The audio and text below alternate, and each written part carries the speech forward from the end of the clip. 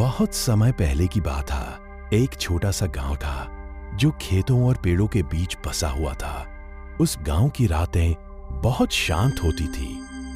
इतनी शांत कि हवा भी धीरे धीरे चलती थी, जैसे किसी की नींद में खलल ना डालना चाहती हो।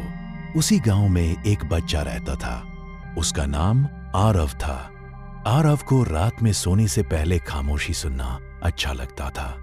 वह अपनी बिस्तर पर लेटकर खिड़की से चांद को देखा करता था। उस रात आसमान बिल्कुल साफ था, चांद पूरा गोल था और उसकी रोशनी पूरे गांव में फैल रही थी। घर घर दिए बुझ चुके थे। लोग नींद की गोद में जा चुके थे। आरव ने करवट बदली। उसकी आंखें भारी होने लगी। बाहर से झींगरों की धीमी आवाज आ रही थी। हवा पेड़ों से टकराकर हल्की सरसराहट पैदा कर रही थी। सब कुछ बहुत शांत था। ये वही शांति थी जो नींद को बुलाती है। आरव ने अपनी आंखें बंद की। उसे लगा जैसे हवा धीरे धीरे उससे बात कर रही हो। हवा ने कहा, सब ठीक है, अब आराम करो। आरव की सांसें गहरी होने लगीं। बदिन भर की थकान धीरे धीरे उसके शरीर से निकलने लगी।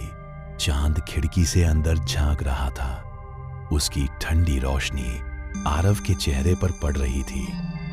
वह रोशनी बहुत मुलायम थी, जैसे किसी ने सुकून ओढ़ा दिया हो।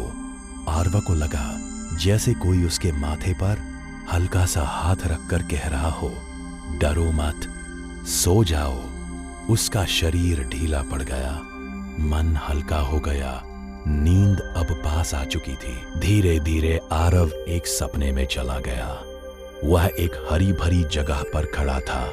चारों ओर घास थी, फूल खिले हुए थे और एक छोटी सी नदी बह रही थी। नदी की आवाज बहुत मधुर थी। वह कह रही थी, अपनी सारी थकान मुझे दे दो। आरव नदी के पास बैठ गया। उसने अपने पैर पानी में डाले। पानी ठंडा और शांत था। उसने मन ही मन दिन भर की सारी चिंता नदी को दे दे। नदी उसे बहा ले गई। पेड़ों की पत्तियां झूमी। सब कुछ बहुत धीमा, बहुत नरम था। आरव का मन पूरी तरह शांत हो गया। सपने में आसमान चमक रहा था, तारे टिमटिमा रहे थे। हर तारा जैसे कह रहा हो, सब ठीक है। आरव नरम घास पर लेट गया। घास बिस्तर जैसी लग रही थी। उसकी सांसें गहरी और समान हो गई। नदी की आवाज धीमी हो गई। हवा की सरसराहट भी कम हो गई। अब बस शांति बची। वही शांति नींद बन गई। आरव गहरी नींद में चला गया। उसके चेहरे पर सुकून था। चांद ने उसे देखा और मुस्कुराया।